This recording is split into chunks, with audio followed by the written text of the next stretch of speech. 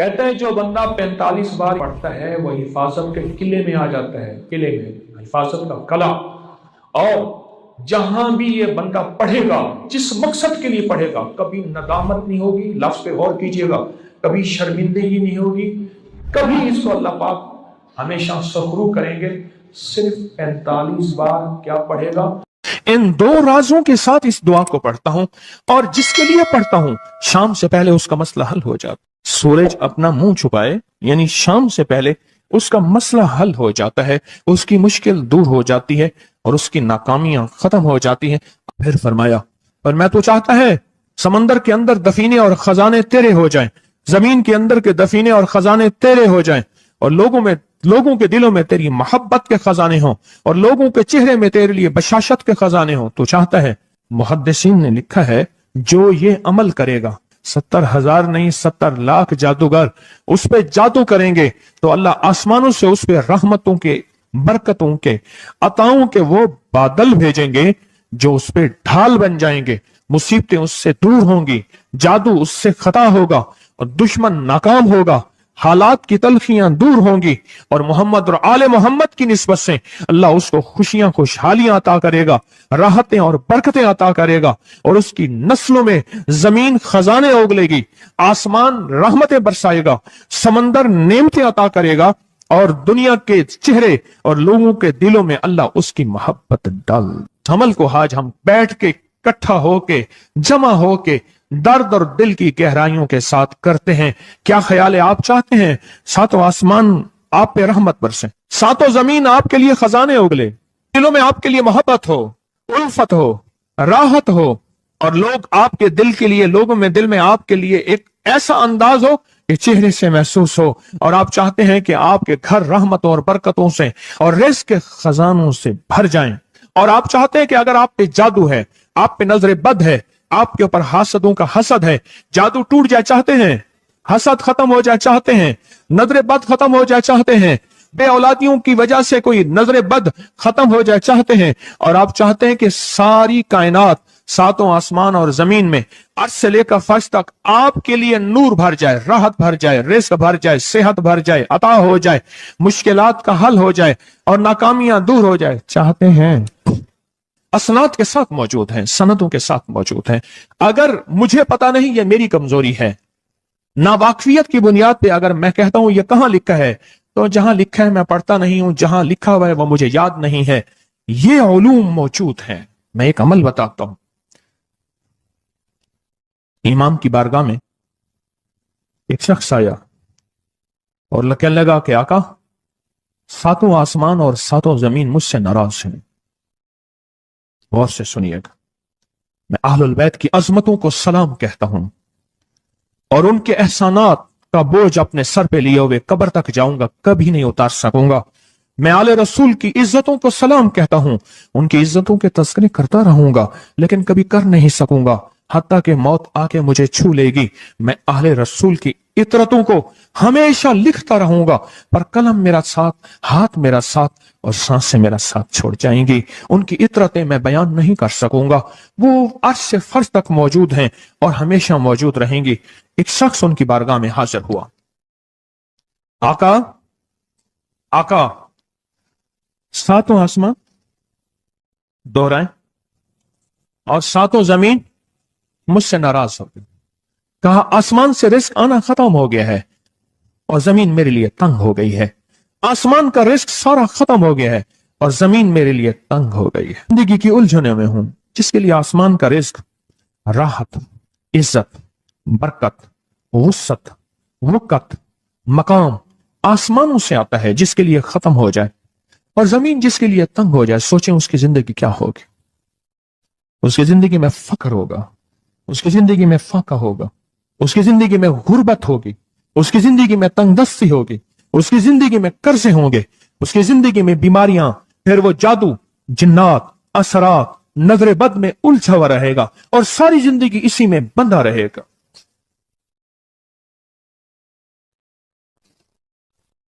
ساری زندگی اس میں بندھا رہے گا۔ آسمان سے میرے لیے رزق بند ہو گیا، رحمتیں بند ہو گئیں، اور زمین میرے لیے تنگ ہو گئی ہے۔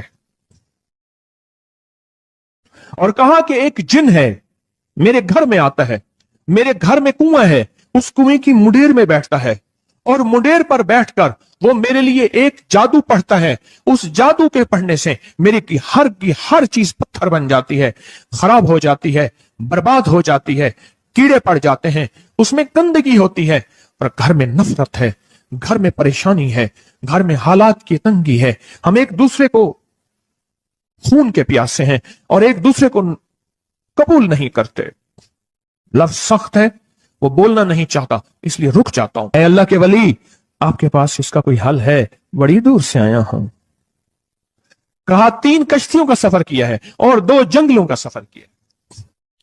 درمیان میں کوئی ندیاں آئیں, کوئی دریا آئے, کوئی سمندر آئے, 3 کشتیوں کا سفر کیا ہے اور 2 جنگلوں کا سفر کیا ہے, اور بڑی دور سے آپ کو ڈھونڈتا ڈھونڈتا آیا ہوں, اور بس یہ ایک آس لے کے آیا ہوں کہ میری بھی کوئی غم کی داستان, میرے بھی کوئی دل کی فریاد, میرے بھی کوئی, کہ آسمان بھی ناراض ہے مجھ سے, زمین بھی ناراض ہے, 7 آسمان 7 زمین مجھ سے ناراض ہیں.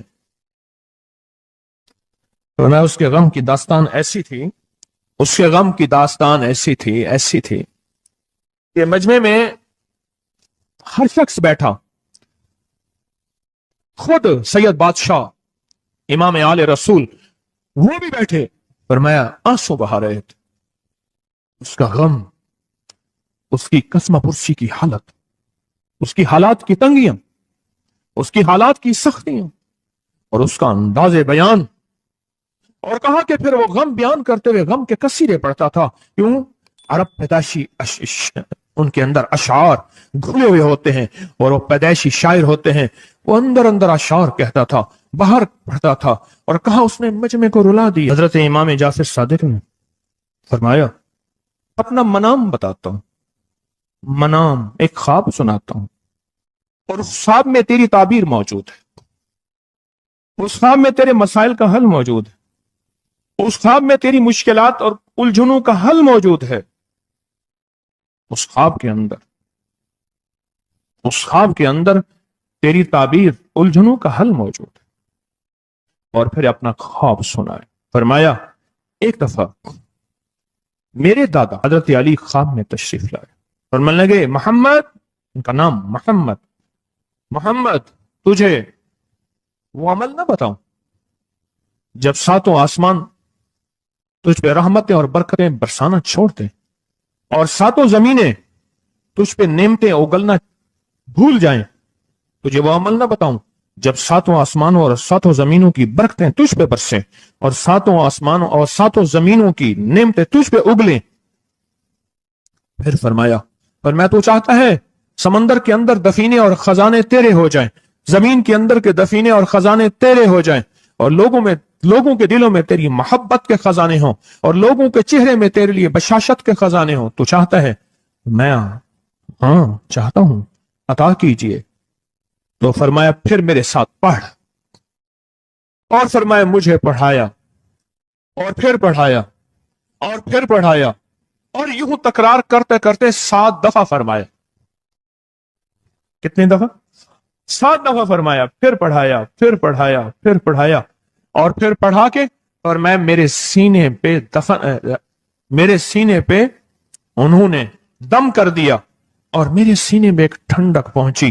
اور فرمایا پھر اس کے بعد میں نے یہ اپنے لیے پڑھنا شروع کیا, اور جو بھی مصیبتوں کا مارا, تکلیفوں کا مارا, حالات کا مارا آیا, میں نے اس پہ پڑھنا اور اس کو دینا شروع کر دیا, اور اس نے بھی پڑھنا شروع کیا. محدثین نے لکھا ہے جو یہ عمل کرے گا, اگر 7 نہیں 70 جادوگر, 70 نہیں 100 جادوگر, 100 نہیں 70,000 جادوگر, 70,000 نہیں 70 لاکھ جادوگر اس پہ جادو کریں گے, تو اللہ آسمانوں سے اس پہ رحمتوں کے, برکتوں کے, عطاؤں کے وہ بادل بھیجیں گے جو اس پہ ڈھال بن جائیں گے. مصیبتیں اس سے دور ہوں گی, جادو اس سے خطا ہوگا, اور دشمن ناکام ہوگا, حالات کی تلخیاں دور ہوں گی, اور محمد اور آل محمد کی نسبت سے اللہ اس کو خوشیاں, خوشحالیاں عطا کرے گا, راحتیں اور برکتیں عطا کرے گا, اور اس کی نسلوں میں زمین خزانے اگلے گی, آسمان رحمتیں برسائے گا, سمندر نعمتیں عطا کرے گا, اور دنیا کے چہرے اور لوگوں کے دلوں میں اللہ اس کی محبت ڈال دے گا. پڑھیں اللہم صلی علی محمد وآل محمد. اللہم صلی علی محمد وآل محمد. اللہم صلی علی محمد وعلی آل محمد. عمل کو آج ہم بیٹھ کے اکٹھا ہو کے جمع ہو کے درد اور دل کی گہرائیوں کے ساتھ کرتے ہیں. کیا خیال ہے؟ آپ چاہتے ہیں ساتوں آسمان آپ پہ رحمت برسیں، ساتوں زمین آپ کے لیے خزانے اگلے، دلوں میں آپ کے لیے محبت ہو، الفت ہو، راحت ہو، اور لوگ آپ کے دل کے لیے، لوگوں میں دل میں آپ کے لیے ایک ایسا انداز ہو کہ چہرے سے محسوس ہو، اور آپ چاہتے ہیں کہ آپ کے گھر رحمتوں اور برکتوں سے اور رزق کے خزانوں سے بھر جائیں، اور آپ چاہتے ہیں کہ اگر آپ پہ جادو ہے، آپ پہ نظر بد ہے، آپ کے اوپر حاسدوں کا حسد ہے، جادو ٹوٹ جائے چاہتے ہیں، حسد ختم ہو جائے چاہتے ہیں، نظر بد ختم ہو جائے چاہتے ہیں، بے اولادیوں کی وجہ سے کوئی نظر بد ختم ہو جائے چاہتے ہیں، اور آپ چاہتے ہیں کہ ساری کائنات، ساتوں آسمان اور زمین میں عرش سے لے کر فرش تک آپ کے لیے نور بھر جائے، راحت بھر جائے، رزق بھر جائے، صحت بھر جائے، عطا ہو جائے، مشکلات کا حل ہو جائے اور ناکامیاں دور ہو جائے، چاہتے ہیں یا نہیں چاہتے؟ چاہتے ہیں.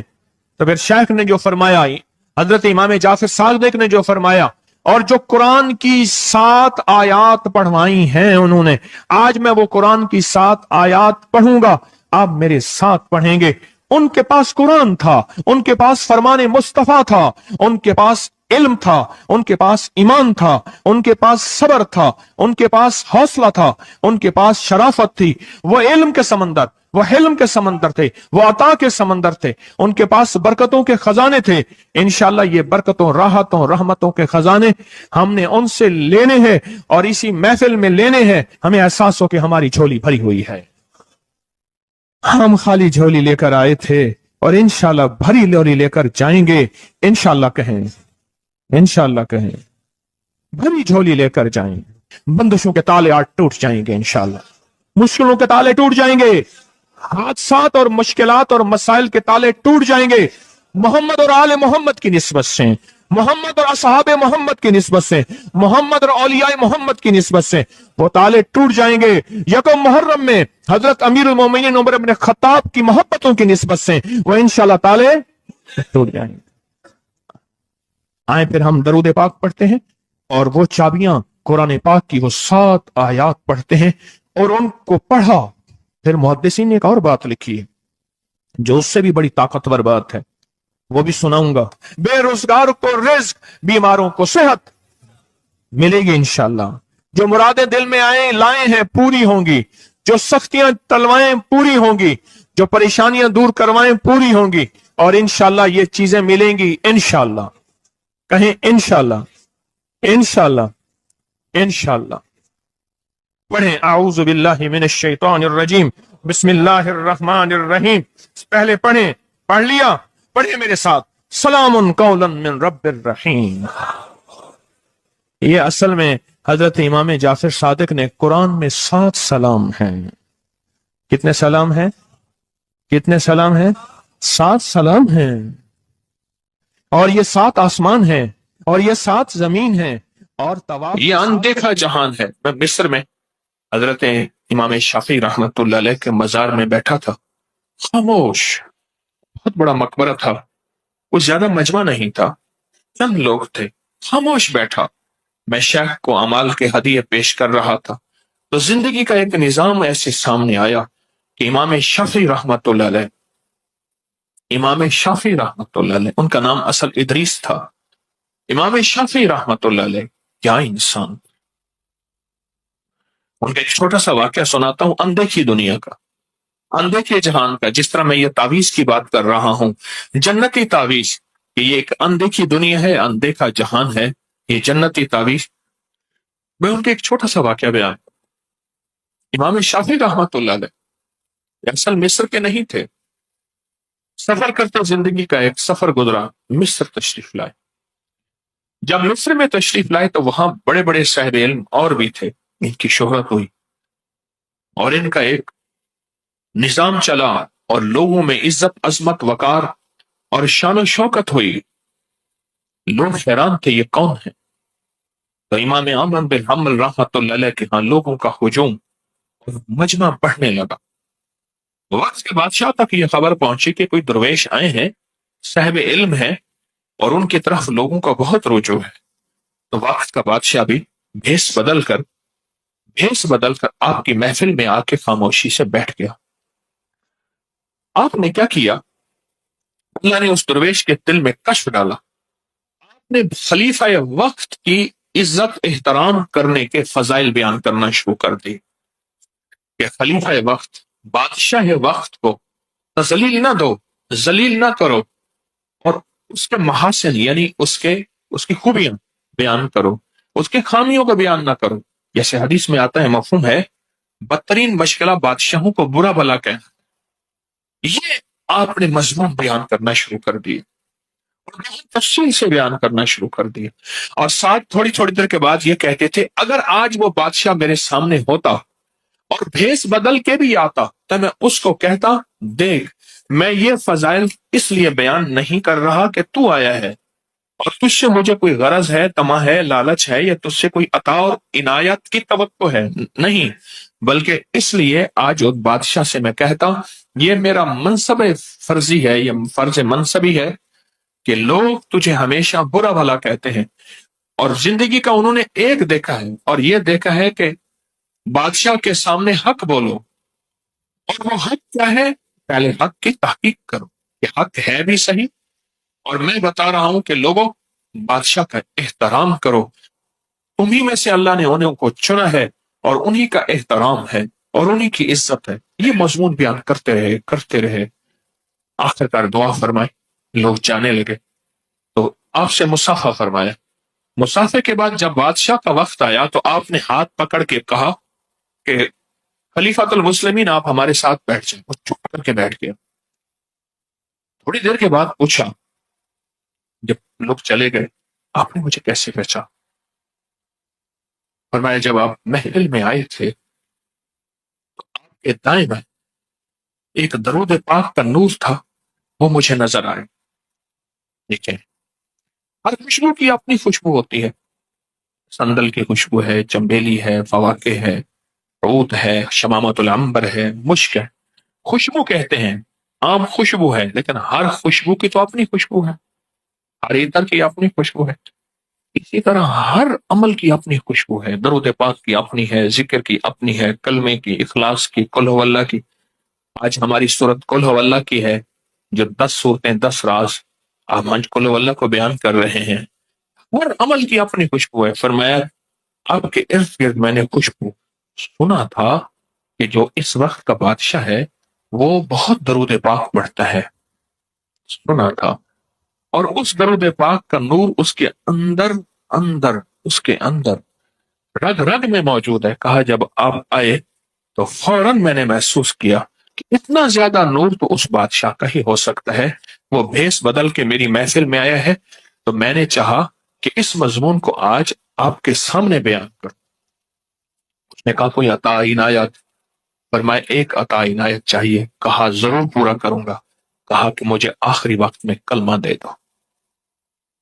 کہا وہ میرے بس میں نہیں ہے، وہ تو میں آپ سے لینے آیا ہوں۔ تو کہا پھر منگتا دوسروں کو کیا دے سکتا ہے؟ وہ تو خود منگتا ہے، مجھے کیا دے گا؟ مجھے تو آخری وقت میں کلمہ چاہیے، اگر یہ عطا عنایت کرنی ہے تو مجھے دے دے۔ یہ کائنات سربستہ رازوں میں ہے، اس کے راز فقیروں اور درویشوں کے ساتھ یہ راز موجود ہیں۔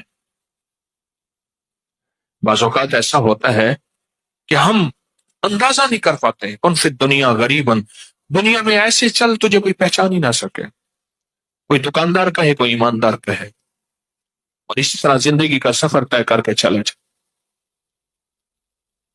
یہ جو نقش آپ کے سامنے میں نے اس روحانی محفل میں اتوار کو تھی، یہ جو نقش میں نے جنتی نقش، پہلے بھی ہم نے اس کو ابگری میگزین میں چھاپا ہے، 2013 میں چھاپا ہے، پھر چھپا ہے، اس کو تفصیل سے میں چاہتا ہوں آپ کے سامنے بیان کروں۔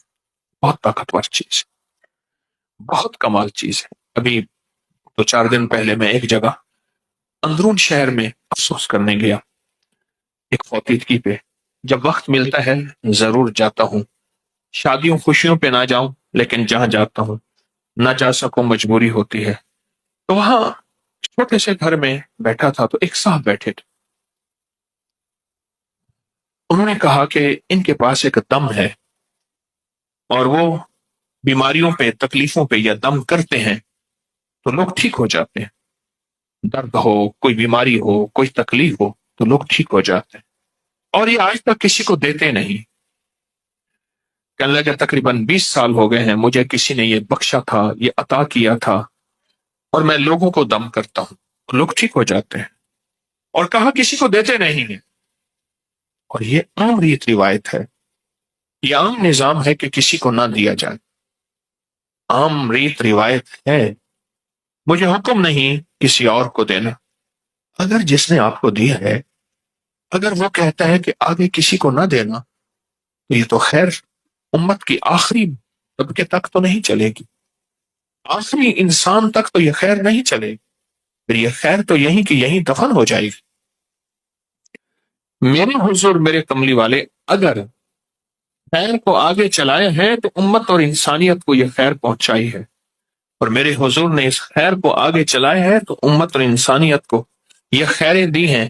آج وہ راز ہمارے سامنے راز نہیں رہی، پھر اسی طرح آل رسول نے، اصحاب رسول نے، محدثین فقہا، اولیاء صالحین نے اس راز اور خیر کو آگے سے آگے بڑھا ہے کہ اللہ کی مخلوق کو، اللہ کے بندوں کو یہ رحمتیں، یہ برکتیں، یہ وعدے، یہ عطائیں، یہ بخشش یہ ملتی رہے، اور انشاءاللہ یہ سلسلہ قیامت تک رہے گا۔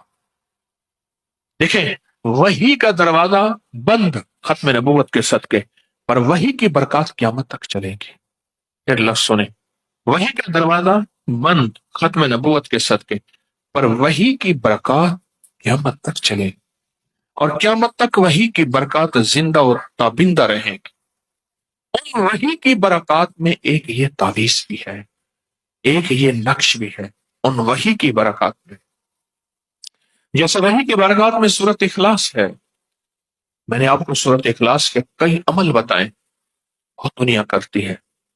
2 تسبیح پڑھ کے حضرت عمر رضی اللہ تعالی عنہ کو، 2 تسبیح پڑھ کے حضرت عمر رضی اللہ تعالی عنہ کو دی جائے، جتنا بھی کوئی پریشان ہے اولاد کی طرف سے، میں نے اس کو بہت تجربے کیے اور بڑے عرصے سے بتا رہا ہوں کہ جس کی اولاد اس کے حق میں نہیں ہے اور اس کے بس میں نہیں ہے، اور اولاد کے معاملے میں وہ تھک چکا ہے،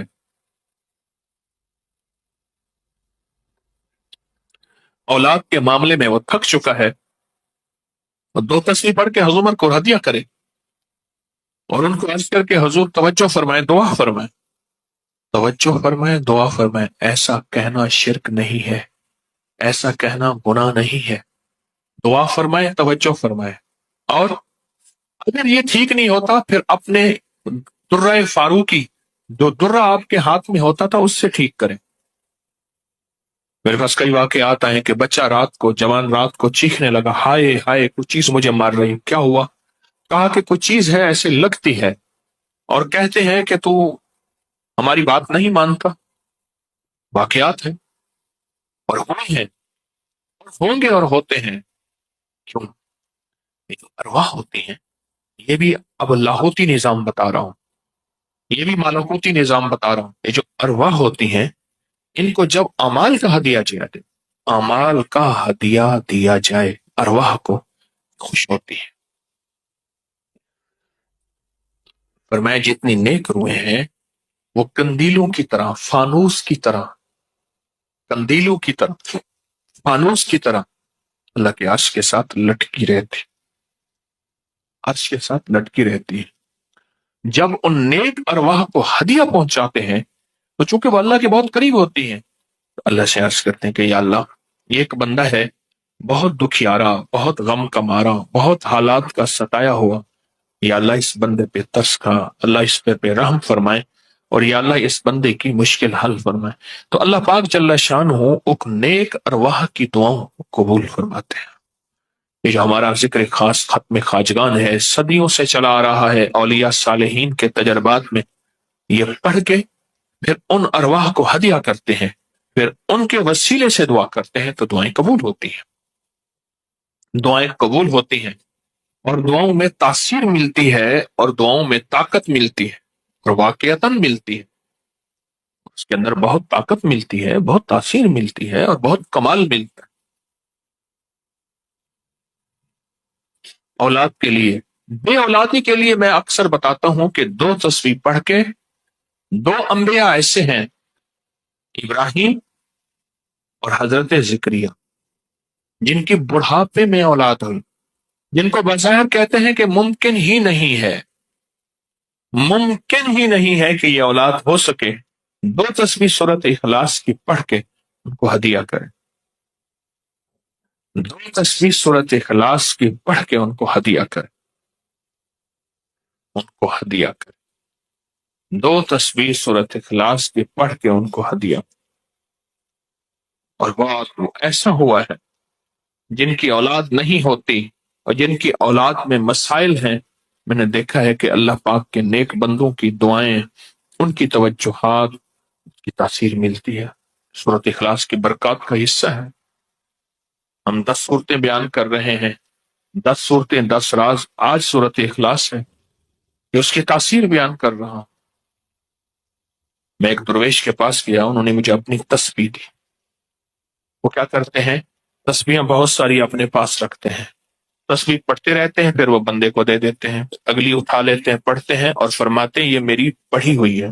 سچ ہے، واقعی پڑھی ہوئی، فرمان لگا یہ میری پڑھی ہوئی ہے تسبیح، لیکن ایک وعدہ کریں، اس پہ دو تسبیح سورت اخلاص قل هو اللہ ضرور پڑھا کر۔ اور کہا کہ یہ شاندار اور جاندار عمل ہے، آپ کو ہر زندگی کی مشکل میں، زندگی میں، روحانیت میں، اور کوئی مشکل ہو، پریشانی ہو، اس کے لیے دو تسبیح سورت اخلاص پڑھیں،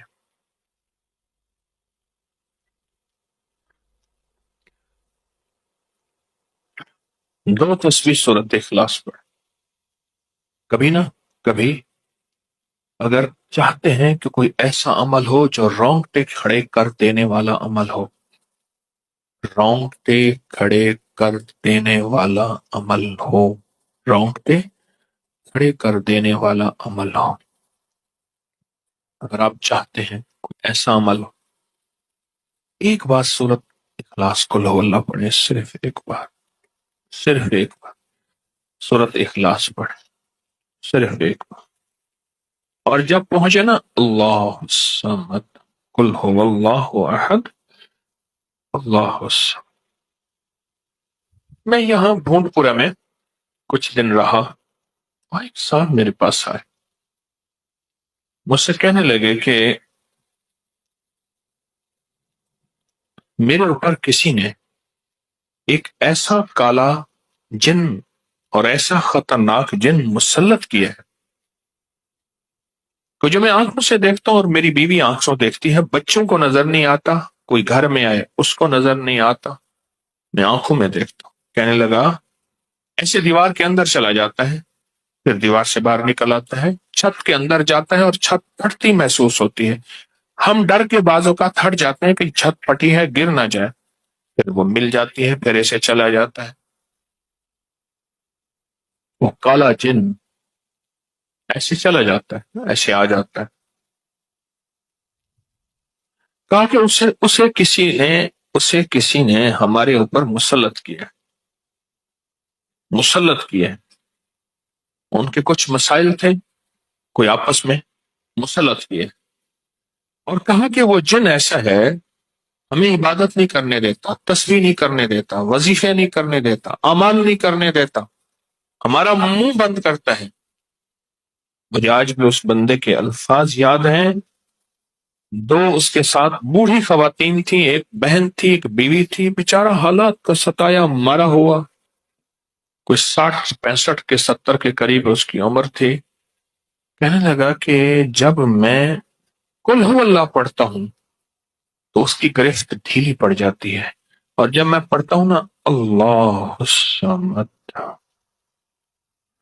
تو کہا کہ اللہ الصمد پڑھتے ہی وہ ایک دم دور ہو جاتا ہے، ایسے جیسے کسی چیز کو کوئی دھکا دے اور وہ چیز دھکے سے ایک دم دور ہو جائے.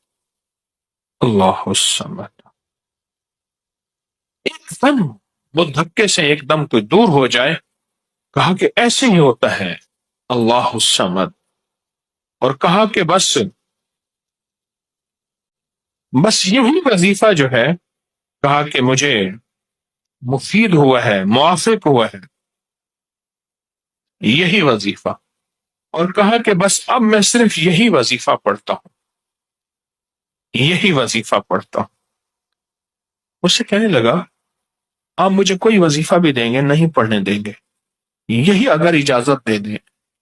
میں نے کہا اس سے بڑھ کے اسم اعظم کون سا ہے، اس سے بڑھ کے پرتاثیر چیز کون سی ہے؟ میں آپ کو یہی وظیفہ دے دیتا ہوں، آپ اسی وظیفے کو پڑھیں. پھر میں نے اس کو ایک ترکیب بتائی، آپ کو ہی بتاتا ہوں، شاید میں زندگی میں پہلی دفعہ بتا رہا ہوں، یہ پہلے بتائی ہوگی، جہاں تک میری یادداشت ہے پہلی دفعہ بتا رہا ہوں. یہ نہیں کہ چھپاتا ہوں، دعویٰ تو پھر بھی نہیں کر سکتا، بھول جاتا ہوں پھر یاد آتی ہے بازو کا. اب وہ چیز آپ کو عرض کر رہا ہوں. میں نے اسے کہا صرف ایک دفعہ سورۃ اخلاص پڑھ، اول آخر 3 دفعہ درود شریف.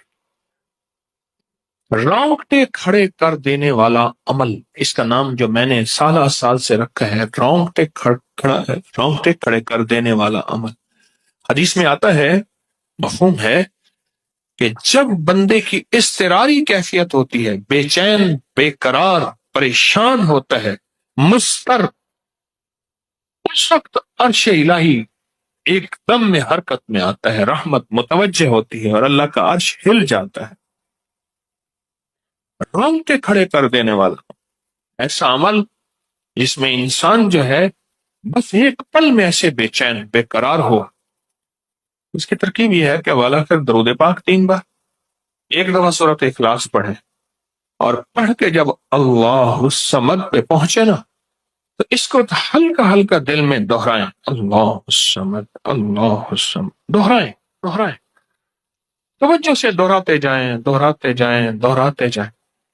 پہلے الفاظ آتے ہیں، غور سے سنیے گا، پہلے الفاظ آتے ہیں، پھر کیفیات آتی. پہلے الفاظ آتے ہیں، پھر کیفیات آتی ہے. پہلے الفاظ آتے ہیں، انسان پہلے الفاظ سے. اسی بچے کو آپ ایسے لوگوں میں، بچے کو ایسے لوگوں کے ساتھ پلنے کے لیے جو بول نہیں سکتے. بچہ کبھی نہیں بولے گا، گاں کرے گا، کرے گا، بول نہیں سکے گا، کیونکہ بچہ الفاظ چنتا ہے پھر وہ الفاظ بولتا ہے. یہ الفاظ ہوتے ہیں. کسی نے پوچھا حضرت میرا دل ذکر نہیں کرتا، بس زبان سے کرتا ہوں. کہا مبارک ہو، اللہ نے جسم کے ایک حصے زبان کو قبول کر لیا ہے، اس کو نہ چھوڑنا، ایک وقت آئے گا دل بھی قبول ہو جائے گا. ایک وقت آئے گا دل بھی قبول ہو جائے گا. اس زبان والے ذکر کو نہ چھوڑنا، وقت آئے گا دل بھی قبول ہو جائے گا. اس کو نہ چھوڑنا، اس کو نہ چھوڑنا. حقیقت کہہ رہا ہوں. میں نے اس سے کہا کہ ایک ایسا کام کر، تنہائی میں بیٹھ، اور تنہائی میں بیٹھ کے نا بس صرف تو ہو، اللہ ہو، بندہ ہو. تنہائی میں بیٹھ، اور تنہائی میں بیٹھ کر، تنہائی میں بیٹھ کر آپ نے ذکر کرنا. تنہائی میں بیٹھ کر آپ نے ذکر کرنا، تنہائی میں بیٹھ کر، اور اللہ الصمد کی ضربیں لگانی ہے دل پہ، دل پہ، دل پہ. پڑھنی صرف ایک دفعہ سورۃ اخلاص ہے. اور جب دیکھے نا رونگٹے کھڑے ہو گئے ہیں اور انگ انگ میں سے آنسو بہنا شروع ہوئے ہیں، آنکھوں سے، آنسوں سے، اور دل سے، اور کیفیات سے، ہر جسم کا حصہ اللہ کی طرف متوجہ ہو گیا ہے. ہر دل کا حصہ، ہر جسم کا حصہ، ہر رگ رگ رگ رگ رگ رگ اللہ کی طرف متوجہ ہو گئی ہے. تو پھر اللہ کے ساتھ تعلق بنا اور اپنی مراد، اپنی آس، اپنی امید اللہ کے سامنے پیش کر. اپنی مراد، اپنی آس، اپنی امید اللہ کے سامنے پیش کر. اور اللہ الصمد کو دوہرا دوہرا دوہرا دوہرا دوہرا. یہ جو جنگلوں میں کہتے ہیں چلا کیا فلاں بابا جی نے، پہاڑوں کی غاروں میں چلا کیا فلاں بابا جی نے، کنووں کے اندر چلا کیا. ابھی بھی ایسے کنویں موجود ہیں جس کے نیچے اتر کے پانی بھرتے تھے، اس کو ہمارے برے صغیر کی زبان میں باولی کہتے ہیں. اس میں نیچے جا کے پانی بھرتے تھے. میں نے بخارا کے اندر دیکھا اور کئی جگہ دیکھا، ٹھٹھا میں بھی ابھی وہ ہیں، ٹھٹھا میں لیکن خشک ہو چکے ہیں، نیچے جا کے پانی بھرنا.